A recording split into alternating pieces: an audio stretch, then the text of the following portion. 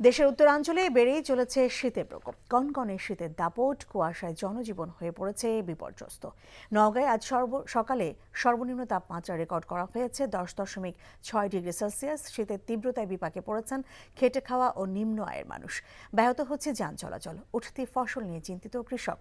হাসপাতালগুলোতে বাড়ছে শীতজনিত রোগীর সংখ্যা। পঞ্চগড়, দিনাজপুর, নওগাঁ, রংপুর, কুড়িগ্রাম, নীলফামারী, সৈয়দপুর, লালমনিরহাট সহ উত্তরের জেলাগুলোতে প্রতিদিনই কমছে তাপমাত্রার পারদ। সন্ধ্যার পর থেকে শুরু হয় হিমেল বাতাস, আর তার সঙ্গে যোগ দেয় ঘন কুয়াশা। ইতিমধ্যে আবহাওয়া অধিদপ্তর জানিয়েছে চলতি মৌসুমে 3টি হাড় কাঁপানো তীব্র শৈত্যপ্রবাহ সহ 13টি শৈত্যপ্রবাহ বয়ে যেতে পারে দেশের উপর দিয়ে। তাপমাত্রা নেমে আসতে পারে 4 ডিগ্রি সেলসিয়াসে।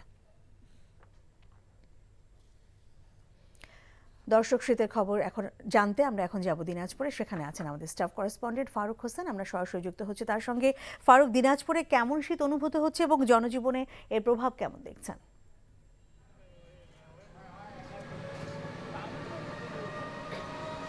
লিনা, আপনি যেমনটি বলেছেন যে এখানে দিনাজপুরে কনকনে শীত, হিমেল হাওয়া এবং ঘন কুয়াশার কারণে জনজীবন অনেকটাই বিপর্যস্ত হয়ে পড়েছে। আর একটি কথা বলে রাখতে চাই যে এখানে প্রচণ্ড শীতের কারণে আপনার যে সমস্ত নিম্ন আয়ের মানুষ রয়েছেন তারা কিন্তু অনেকটাই বিপাকে পড়েছেন। বিশেষ করে খেটে খাওয়া মানুষ, তারা কিন্তু সকালে গরম কাপড়ের অভাবে তারা কিন্তু কাজে যেতে পারছেন না। আবার যখন কাজে যাচ্ছেন তখন কিন্তু তারা কাজ পাচ্ছেন না, অনেকটাই কিন্তু কাজ না পেয়ে ফিরে আসতে হচ্ছে। আর আপনার এই যে সন্ধ্যা থেকে আপনার সকাল পর্যন্ত কিন্তু গুড়ি গুড়ি বৃষ্টির মতো কুয়াশা পড়ছে। আপনি নিশ্চয়ই দেখতে পাচ্ছেন যে আমার পিছনে এখনো কিন্তু কুয়াশা আবৃত রয়েছে।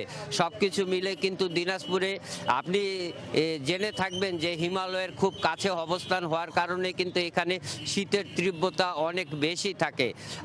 আর বিশেষ করে যে সমস্ত নদী চরাঞ্চলের সংলগ্ন এলাকার মানুষ রয়েছেন তারা কিন্তু গরম কাপড়ের অভাবে অনেক কষ্টের মধ্যে দিন যাপন করে।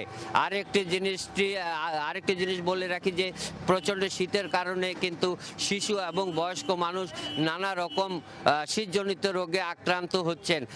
আমাকে আবহাওয়া অফিস জানিয়েছেন যে এ মাসে আরও 2টি শৈত্যপ্রবাহের সম্ভাবনা রয়েছে। সবকিছু মিলিয়ে শীতের প্রভাব দিনাজপুরে অনেক বেশি। তা আমার কাছে এই ছিল শীতের সর্বশেষ সংবাদ। লিনা, দিনাজপুর থেকে জানছিলাম সেখানকার শীতের খবর।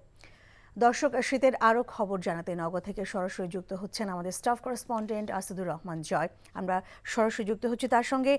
জয়, গতকাল তো চলতি মৌসুমে প্রথম শৈত্যপ্রবাহ ছিল নওগাঁয়, তো সেখানকার আজকে তাপমাত্রা কেমন অনুভূত হচ্ছে এবং শ্রমজীবী এবং দরিদ্র মানুষের ভোগান্তি নিয়ে কি তথ্য আছে আপনার কাছে, আমাদেরকে জানাবেন।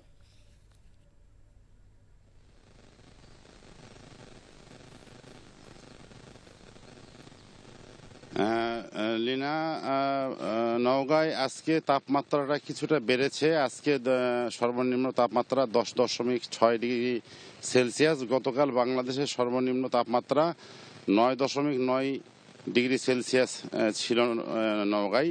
আজকে তাপমাত্রাটা কিছুটা বেড়ে 10.6 ডিগ্রি সেলসিয়াস বিরাজ করছে। তো তাপমাত্রা কিছুটা বাড়লেও উত্তরের হাওয়া এবং হাড় কাঁপানো শীতে এই অঞ্চলের মানুষকে একেবারে বিপর্যস্ত করে তুলেছে। বিশেষ করে নওগাঁ কৃষি প্রধান এলাকা, এই এলাকার মানুষ শ্রমজীবী মানুষ, তাদেরকে কৃষিজীবী মানুষ তাদেরকে সকাল 6টা এবং 7টার ভিতরে কাজে যোগ দিতে হয়।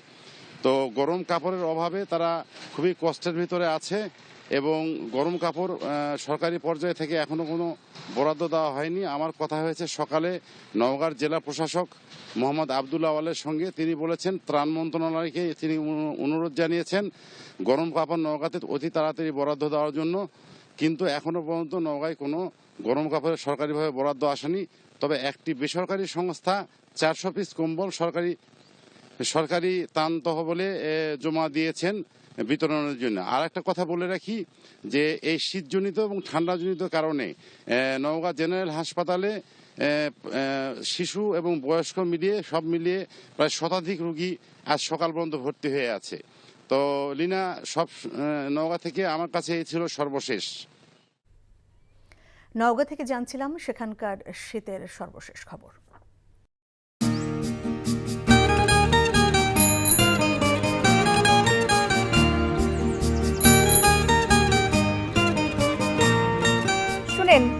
পুরুষ মানুষ তো এভাবে ভয় পেলে চলে না, বুকে সাহস রাখতে হয়। যা বলবেন সোজা সাপটা বলবেন।